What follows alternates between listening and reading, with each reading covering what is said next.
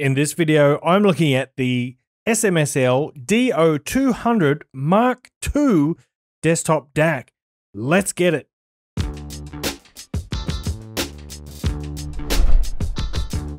What's cracking, audio fans? It's David here from Prime Audio Reviews. Look at this DAC here on my desk. Let me tell you some stuff about it before we go deeper. First of all, the price of this one is $398. And inside, we're looking at dual, that means 2X, dual ES9068AS DAC chips. So dual Sabre DACs inside. And as far as the chassis goes, pretty ordinary, although I'm happy to say we've got nice rounded edges, a nice matte finish. The build quality is lovely, it feels great. So this is an updated version of the original DO200 from SMSL, which was released not that long ago, like maybe 6 months or a year. I'm not going to go into detail about the differences. I'm going to just talk about this model because I never tried the original one, but it's got full Mqa decoding. So if you are a Tidal hi-fi user and you like Mqa, yep, you're sorted. In addition to that, we've got Bluetooth 5.0, and yes, of course, it supports those high-res wireless audio codecs like LDAC and aptX HD.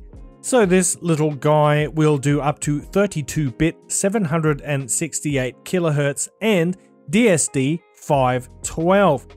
This new model has the newer XMOS XU316 in it. The original had the XU216, and that's where we get all that tasty high bitrate support from. In addition, there are 5 Texas Instruments dual OPA 1612A op amps for better precision and low total harmonic distortion and noise. In terms of dynamic range, this guy does an impressive 128 decibels of dynamic range. That is pretty awesome. Let's have a look at the front of the unit now, and here we've got a multifunction knob which controls your volume and also lets you navigate the menu. It's a push button as well. And here, this lovely little thing here is an IPS color display. It's actually got multiple colors, which is a bit unusual for a lower end DAC like this, but I appreciate that. I will show you that in a minute. Let's look at the back of the unit, and you can see here we've got balanced XLR outputs, single-ended RCA outputs. You've got your AES here. This is your Bluetooth antenna, of course. Here is your L2S, and then we've got a coaxial input, an optical input, and of course a USB input. Now I'm going to plug this guy back in so I can show you this lovely display. It's really nice. So let's have a look. And there she is. That is nice. And oh, by the way, this device comes with a fully functional remote control, but I'm going to quickly show you some of the menu. Look at that. Isn't that pretty? Like compared to what you usually get, something like the SMSL C200, for example, or the Topping DX3 Pro Plus, this is just like leagues ahead in terms of beauty and usability. Look, I'm not going to go too deep into all the various settings here. You can check out the full written review for those details. I will tell you that it's got lots of little customization options in here. There's 3 different PCM filters, and there is a total of 9 different sound colors. You've got things like tube amplifier. You've got, I can't remember. Let's have a look. So you've got rich 1, 2, 3. You've got tube 1, 2, 3, and then you've got crystal 1, 2, 3. So lots of customization options in there for you to tweak the sound to your desired tastes. And in a moment, we'll pop back to the main screen and I'll show you that quickly as well. Okay, so there we are. Now up here in the top left corner, it shows you the current input method chosen, whether it's USB or Bluetooth or coaxial, etc. The big blue digits there are your volume, and at the moment it's showing 0 because I am in fixed output mode or fixed level output. You can switch that to variable level output, so this does work as a preamp. And down the bottom it shows you the current sample rate or bit rate, and of course it's showing 44 right now because I've got nothing plugged in. I've got no input plugged in. But I'm going to skip all the other BS for the moment. Like I said, if you want the itty bitty details, check out the written review. There's a link in the description below, but I just want to get right onto the sound now. And look, in recent times, SMSL seems to be staying faithful to the pursuit of neutrality, just like Topping is doing in several other brands. And that's exactly what I'm hearing here. So I'm not hearing any coloration or exaggeration of any specific bands, frequency bands.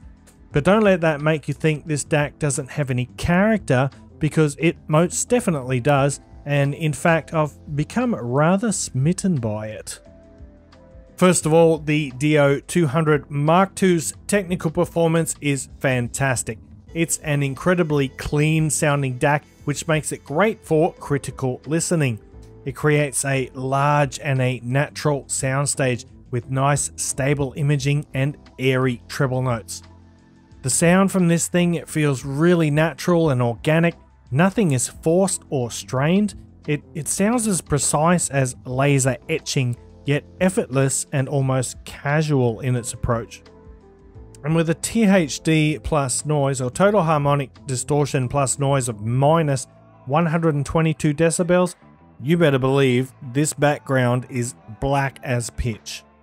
There's an ease about this DAC that makes it sound really confident and sure-footed. It's not as raw as something like the SMSL C200, but it is every bit as detailed and even more resolving. I'd even say this can perform as well as the more expensive Gusted A18, and this has better display and more features. To get the most out of this DAC, you should probably use the balanced XLR outputs. Having said that, the RCA output still sounds great, but the XLR takes things even further. So how is the Bluetooth performance? Well, I'll tell you what, I paired the DO200 Mark II with my Shanling M5S here, and you might be wondering why. Well, the reason is because I've got a stupid iPhone and it only does AAC. So I paired it up with this so I could test out the LDAC Bluetooth audio, and honestly, I was just gonna like test the Bluetooth for 10 minutes to make sure it worked properly. That little session actually turned into a 2-hour adventure into audio bliss. It just sounded so good. Like, if you haven't tried, you've probably heard people saying that Bluetooth isn't caught up yet. Well, it hasn't, that's true. But I tell you what, it gets remarkably close, and the quality of audio I was getting from this DAC using LDAC from this, sure it would be the same using LDAC from an Android phone, but boy, it sounds so good. So you might be thinking, you know, what do you get for the extra cost over something like the SMSL C200? Well, first of all, you get that beautiful display. I mean, just look at it. I don't know about you, but I just love displays, and having a colorful display like that, and these options in the settings here, there's just so much you can do. It's beautiful. It's just it's one of those things that it's a pleasure to use. Apart from sounding absolutely amazing, just the DAC in itself is a pleasure to use. Like, this is something that I would love to keep on my desktop every day of the year. And sound is the most important thing for us audiophiles, but the user experience and the joy you get from using it is a very close second, and this just trumps that. And apart from that, you know, the C200 is an excellent little DAC. It sounds fantastic. It's very neutral, just like this one, but this DAC, for some reason, takes things on a sonic level to the next level. It just sounds effortless in its presentation. It's remarkably resolving. It's detailed. It's got a fantastic soundstage. It really does sound wonderful. I've paired it up with various amps, and every time it just sounds so good, and I think it is really good value for the price. And before I go on rambling too much longer, I'm just going to wrap it up there, guys. So that's the SMSL DO200 Mark II. I think this is brilliant. If you are looking for a desktop DAC, this is gets my highest recommendation. So guys, thanks for watching the video. If you liked it, give it a thumbs up, Parfam audiophile style. If you're new here and you want to see more content like this, make sure you hit that subscribe button. And until next time, I'll see you later.